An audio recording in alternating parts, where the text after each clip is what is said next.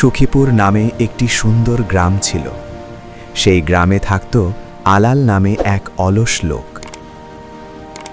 প্রতিদিন আলাল গাছের নিচে শুয়ে থাকত।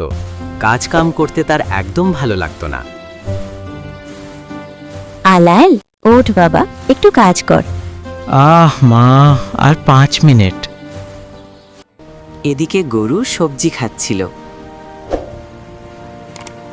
ছাগল ঘরে ঢুকে দুষ্টুমি করছিল।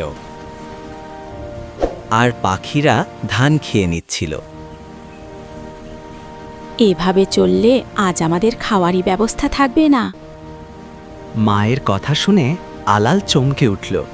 সে একটু চুপ করে বসে ভাবল, আমার অলসতার জন্য সবাই কষ্ট পাচ্ছে। না, আজ আমাকে কাজ করতেই হবে। আলাল উঠে দাঁড়ালো। সে মুরগিকে খাবার দিল, ছাগলকে বেঁধে রাখল, উঠোন পরিষ্কার করল, আর ধান থেকে পাছি দাঁড়িয়ে দিল।